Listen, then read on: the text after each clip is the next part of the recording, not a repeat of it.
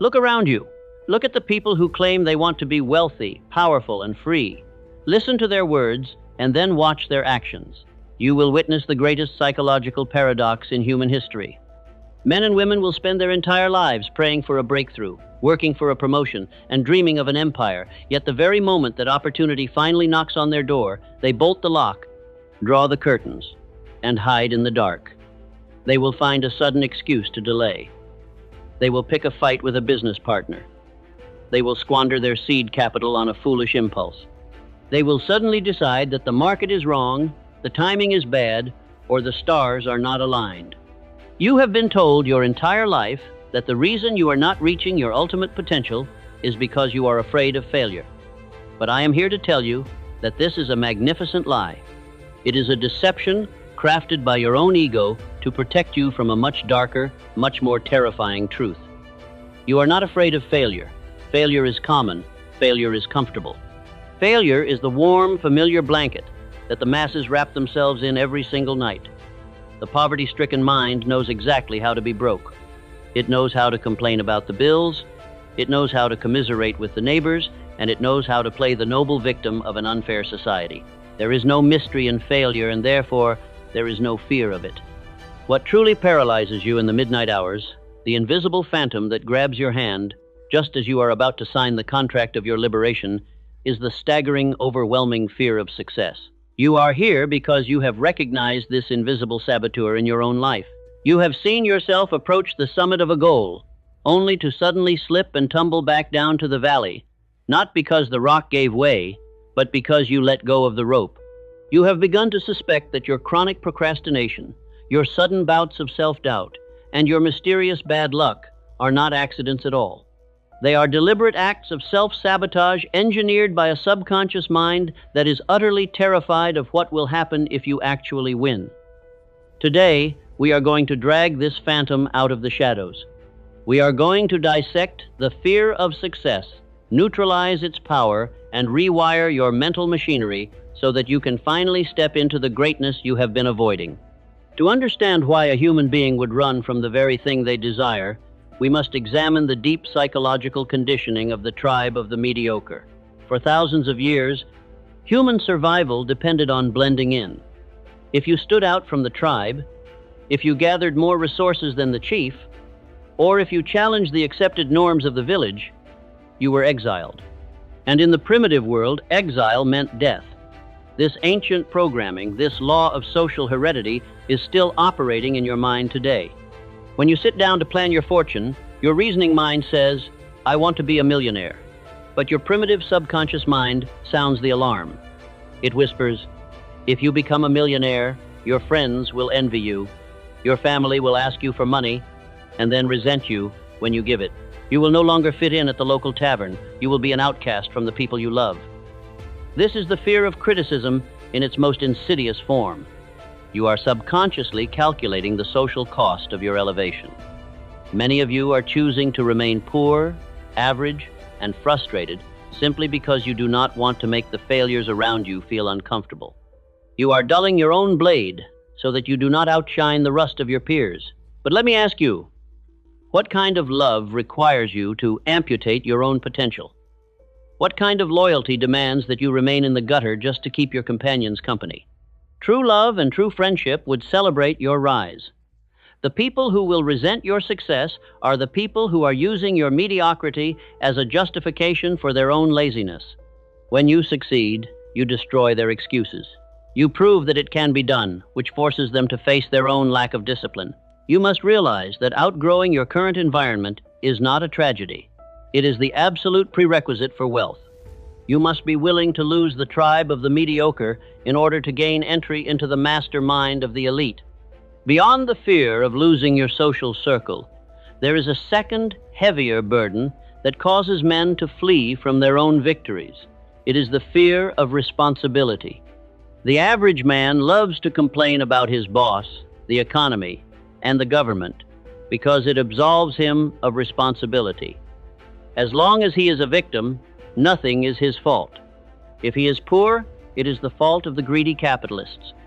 If he is unhealthy, it is the fault of the food industry. Being a victim is the easiest job in the world, But what happens when you succeed? What happens when you build the business, accumulate the wealth, and take the throne? Suddenly, the excuses must die. When you are the master of the empire, everything is your fault. You are the final authority. There is no one left to blame. The fear of success is often just the fear of having to stand naked before the world, holding the absolute responsibility for your own life. The subconscious mind looks at the weight of that crown and says, "It is too heavy. Let us stay here in the shadows where it is safe, where we can point our fingers at others, and where nothing is ever truly demanded of us." You must ask yourself if you are willing to trade the cozy blanket of your excuses for the heavy armor of sovereignty. You cannot be a king and a victim at the same time. The man who achieves permanent riches is the man who looks at the crushing weight of responsibility and says, "Give me more. Put the burden on my shoulders, for I have built the mental iron to carry it." Then we must confront the third head of this psychological monster, the imposter syndrome or the unworthy mind. We are born into a world that constantly preaches our insignificance. We are taught from a young age that we are sinners, that we are flawed, and that we must know our place. We are told not to get too big for our britches. Over time, we develop a self-image that is fundamentally unworthy of greatness. Imagine a thermostat on the wall of your home. If the thermostat is set to 60 degrees, the room will stay at 60 degrees. If the temperature rises to 70, the air conditioner will automatically kick on to freeze the room back down to its baseline. Your mind operates on the exact same principle. You have a psychological thermostat that dictates how much success, money, and happiness you believe you deserve. If your internal thermostat is set to struggling middle class, and you suddenly land a massive business deal that floods your bank account with cash, your subconscious mind will panic. The temperature has exceeded your comfort zone. The mental air conditioner will kick on. You will suddenly feel the urge to make a risky investment, go on a lavish spending spree, or pick a fight that ruins the business deal. You will orchestrate your own downfall just to get your bank account back to the number that matches your self-image. You do not sabotage yourself because you are stupid. You sabotage yourself because your subconscious is flawlessly executing its mandate to keep your reality aligned with your deeply held belief that you do not deserve to be rich. To cure the fear of success, we must apply the principles of mental transmutation. We must dismantle the thermostat of the poverty condition and install a new mechanism that normalizes opulence, power, and massive responsibility.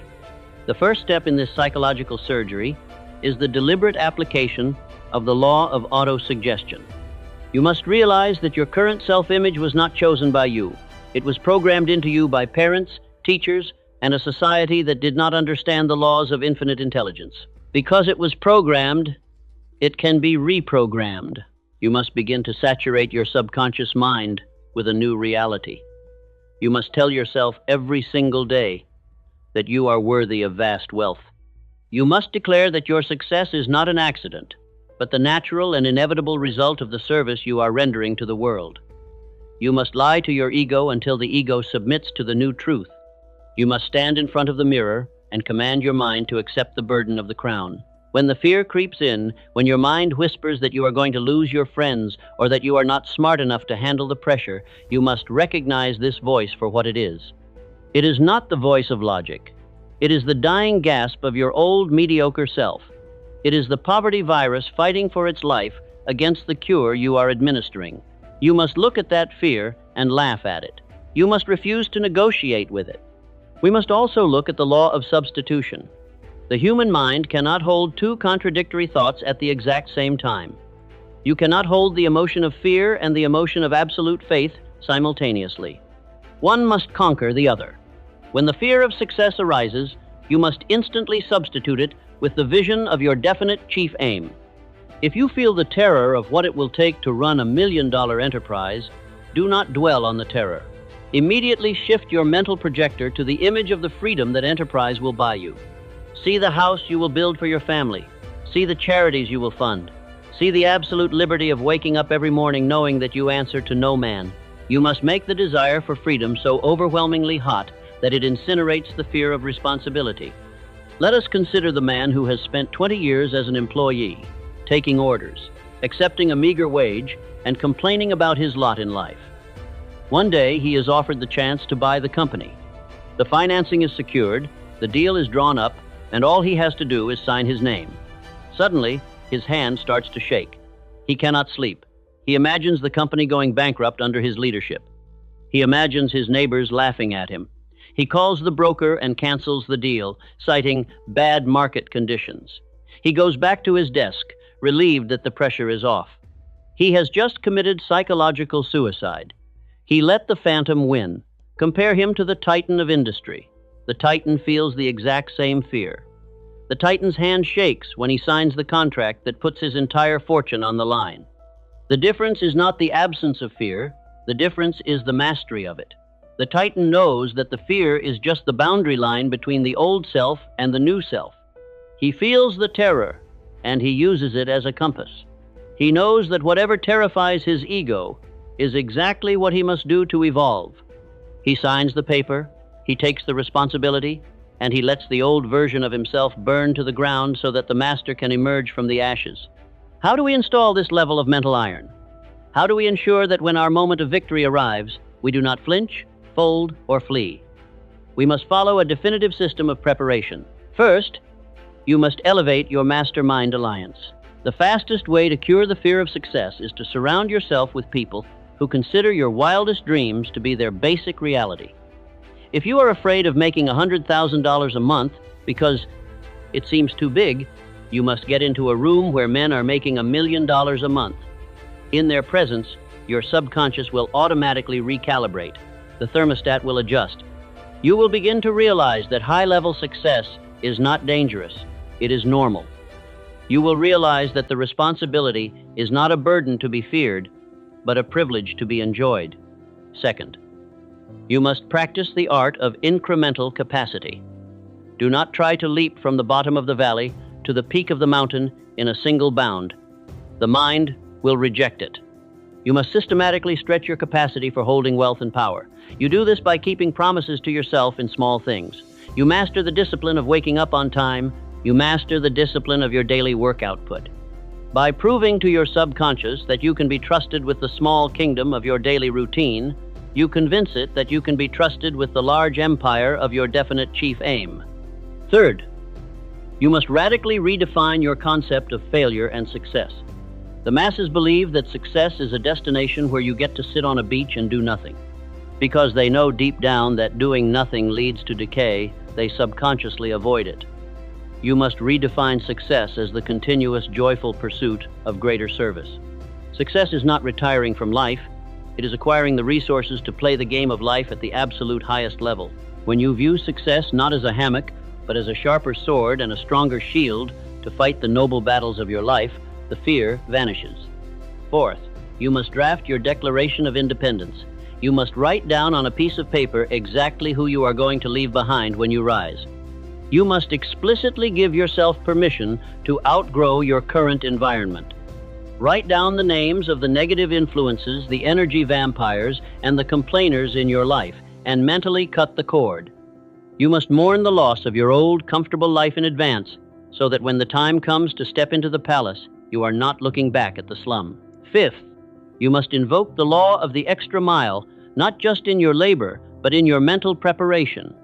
You must spend time every single day sitting in silence, visualizing the exact moment your grandest goal is achieved. See the money in your account. Feel the weight of the responsibility. Visualize the criticism of the envious. Experience it all in the theater of your mind before it happens in reality. When you have lived your success 1,000 times in your imagination, the actual physical manifestation of it will feel completely normal. There will be no shock to the system. The thermostat will not trip because the temperature is already exactly where you set it. The tragedy of the human race is not that we aim too high and miss. The tragedy is that we aim too low and hit, or worse, that we aim high, perfectly align our sights, and then refuse to pull the trigger because we are afraid of the recoil. You are standing on the edge of your own greatness. The universe has brought you the knowledge, the tools, and the opportunities required to completely transform your existence. The only thing standing in the way is the ghost of your own unworthiness. Are you going to let a phantom dictate the terms of your life?